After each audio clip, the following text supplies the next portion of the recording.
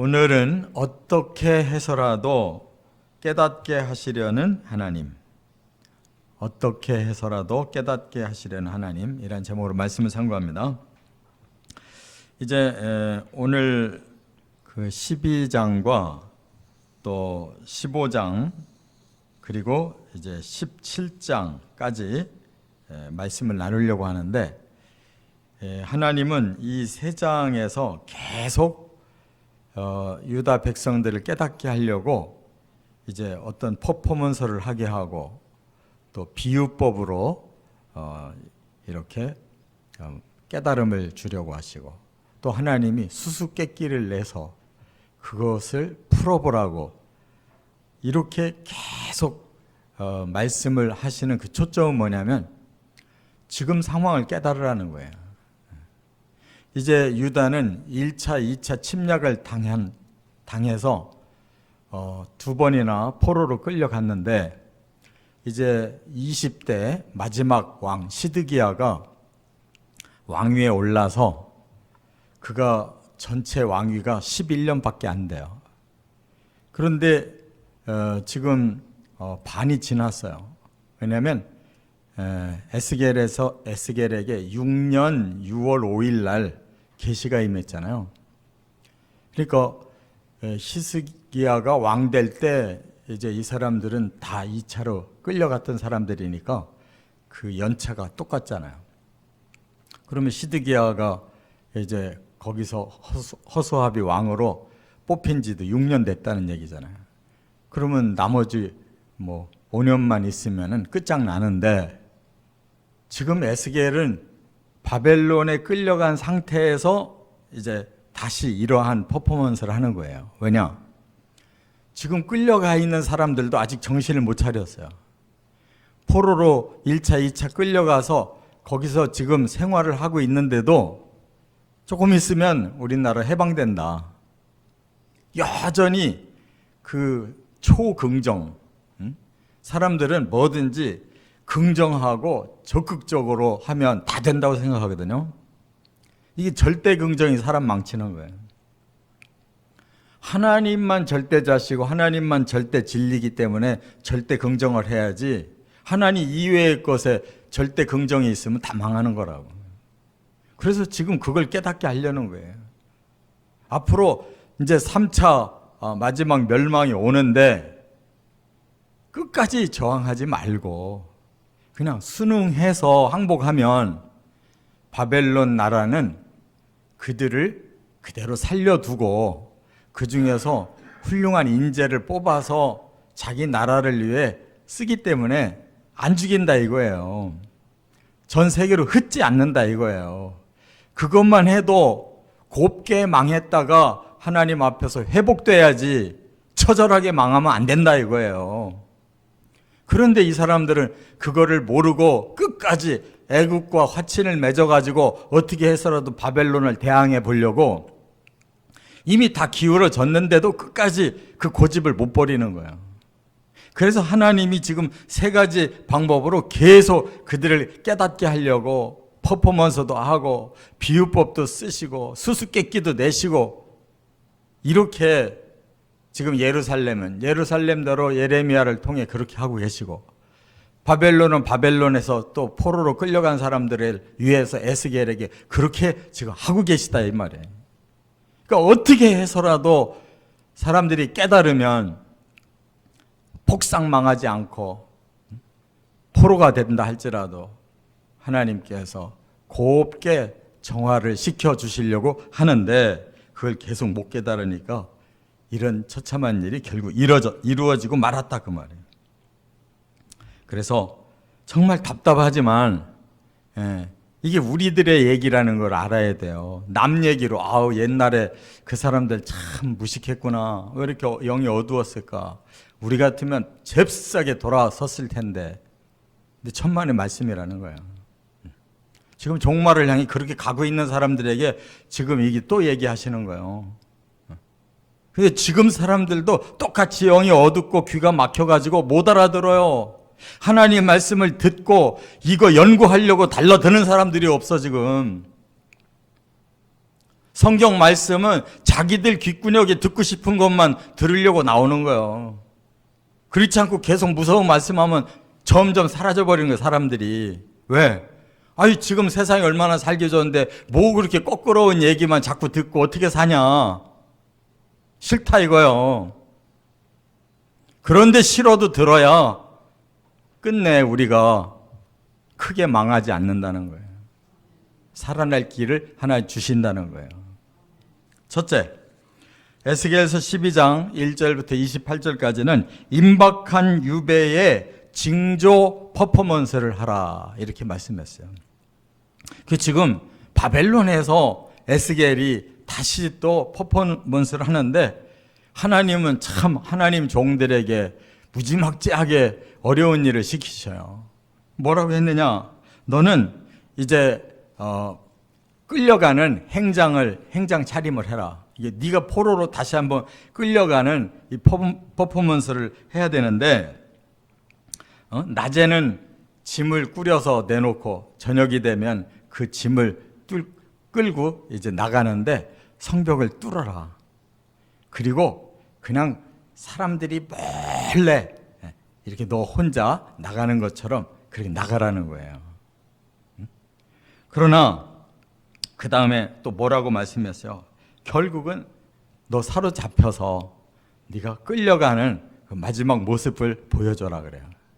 이게 무슨 뜻인지 아세요? 3차에 망할 사람들은 어떻게 되느냐?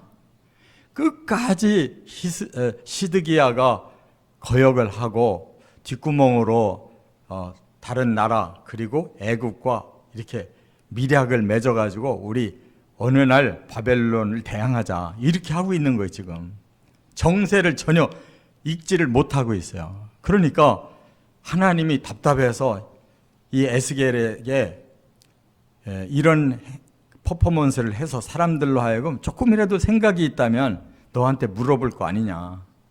그러면 좀 깨닫도록 일러줘라. 그런 뜻인데 지금 이 모습은 시드기야가 드디어 3차 침략을 당해요. 그래서 예루살렘 성벽이 뚫리는 거예요. 그러니까 이 사람이 야가 빠져가지고 백성들 팽개치고 지만 성벽의 구멍을 타고 나간 거예요. 근데 어떻게 됐습니까? 그가 붙잡혔죠. 그래서 끌려 들어와 가지고 그 왕 앞에서 자식들을 다 죽여요. 씨를 말려버려요. 그리고 시드기야도 두 눈을 빼버려요. 그리고 묶여가지고 바벨론까지 끌려가서 거기 감옥에다 집어넣고 죽여요. 그러니까 어떤 왕도 이렇게 처절하게 끝장난 왕이 없는데 이 바보 병신같이 이렇게 일러줘도 못 깨닫는다는 거예요. 이런 종말을 맞이하지 말라고 3차 포로가 될지라도 순순하게 포로되어 가 있으면 살아있으면 너희들이 정화되어 돌아온다는 거예요. 그런데 시드기야는 결국 자기의 길을 끝까지 고집으로 밀고 나가다가 이 퍼포먼스대로 돼버리고 말았다 그 말이에요. 그러니까 하나님이 뭐 할 일 없이 에스겔에게 퍼포먼스를 시키냐고. 그 어려운 일을. 얼마나 답답하면 눈에 보이게 행위 예술처럼 보여주라는 거예요. 두 번째 비유는 15장으로 넘어가면 1절부터 8절에 쓸모없는 포도나무 비유를 알려주라 이렇게 말씀한 거예요. 그게 뭐냐? 포도나무의 장점이 뭐냐 이렇게 이제 하나님이 말씀하셔요. 포도나무는 장점이 하나밖에 없어요. 뭐냐? 아주 달고 맛있는 포도 열매를 막 주렁주렁 매달리는 그렇게 열매를 맺는 이것만 하나 장점이지 딴 건 장점이 하나도 없다는 거예요. 예? 그래서 만약에 그 포도나무를 기대하고 극상품을 심어놨는데 결국 들포도 맺으면 그 잘라내버릴 수밖에 없지 않냐 이거예요. 그런데 잘라내버리려고 해도 그거마저도 쓸모가 없대요. 다른 나무 같으면 뭐 여러 가지 옷걸이라도 쓰고 죽은 나무 잘라서 뭔가 기둥이라도 세우고 뭐가 쓸모가 있는데, 이 포도나무는 이 막 이렇게 자라가지고 아무 쓸모가 없다 이거예요. 그럼 결국 땔감으로밖에 못 쓰는데, 땔감마저도 이것들이 양쪽이 다 썩어 있어가지고 뿌리부터 꼭대기까지 다 썩어 있어서 땔감도 안 된대요. 하나님이 지금 그렇게 말씀하시고 있는 거예요. 그러면 이 말씀에서 포도나무가 누구냐? 유다라는 거예요. 그러면 유다의 최대 장점은 뭐냐? 너희 조상 아브라함의 믿음이 최고 장점이라는 거예요. 그 믿음으로 많은 열매를 맺어서 너희를 선교사로 파송해서 온 세계의 영혼들을 다 구원하려고 포도 송이를 맺으려고 너희들을 세워놨는데, 너희들은 엉뚱하게 그 믿음은 버리고 장점은 버리고 엉뚱한 짓을 하니까 쓸모 있는 게 하나도 없다는 거예요. 그래서 결국은 불에다 태울 수밖에 없다. 거리적거리니까 불에다 태워서 없애는 수밖에 없다. 이렇게 하나님이 말씀하고 있는 거예요. 그래서 유다가 그렇게 깡그리 망한 거예요. 전 나라가 다 공격을 받아서 성이 다 무너지고, 예루살렘 성까지도 싹 무너지고, 성전까지도 싹 파괴되고, 왕까지도 처참하게 죽이고 남은 백성들 그렇게 끌고 갔다, 그 말이에요. 왜 싹쓸이하게 놔두냐 이거예요. 장점 다 잃어버리고 단점만 잔뜩 남겨놔가지고 결국 쓸모가 없어서 불에 태우는, 왜 이런 일을 하게 하냐 이거예요. 그런데도 그들은 반성이 없어요. 나중에 망한 후에도 보면 여전히 우리는 애굽으로 도망가서 다시 재건할 거야. 끝까지 잘났다는 거예요. 이러니까 하나님이 유다를 쓸 수가 없어서 결국 로마 시대 서기 70년에 예수님이 예언하신 그대로 돌 위에 돌 하나 남지 않고 다 무너질 거다. 그래서 다시 스룹바벨이 다시 성전 짓고, 또 헤롯이 다시 증축해서 어마어마한 성전 만들어 놨는데, 서기 70년에 로마의 티투스 장군이 와가지고 완전히 말살시켰잖아요. 유다인들을 전부 다 전 세계로 내쫓았어요. 그럼 나라가 없어진 거예요. 완전히 1878년 동안. 이런 과정 때문에 그런 결과가 온 거예요. 계속 그렇게 그들이 어두워지니까 안 된 거예요. 자, 이제 끝으로 세 번째, 하나님이 에스겔 17장으로 넘어가니까 1절부터 24절에 수수께끼를 내셨어요. 어떤 수수께끼냐? 두 큰 독수리를 보여주시고 또 백향목과 포도나무를 보여주시면서 이게 무슨 수수께끼인지 알아맞혀 보라는 거예요. 그런데 큰 두 독수리가 뭐를 말하냐면, 둘 다 날개도 크고 막 깃도 길고 털이 막 수북한 두 독수리를 보여주면서 한 가지 특징이 다른 거예요. 하나는 막 색깔도 화려하고 막 깃털이 살아있고 그런 큰 독수리를 보여주고, 하나는 털은 수북하고 날개도 큰데 좀 뭔가 시시한 거야. 이게 뭐겠느냐라고 물어봤는데, 그게 뭐냐면 깃털이 화려하고 막 쌩쌩한 이 큰 독수리는 바벨론을 말하고, 크긴 큰데 별로 윤기가 안 나는 어수룩한 독수리는 애굽이라는 거예요. 이미 애굽은 늙은 큰 독수리라 아무 소용없다. 지금 쌩쌩하게 커가고 있는 전성기를 맞이하고 있는 이 큰 독수리가 바로 바벨론이라는 거예요. 그런데 어디에다가 손 내밀어야 살겠냐 이거예요.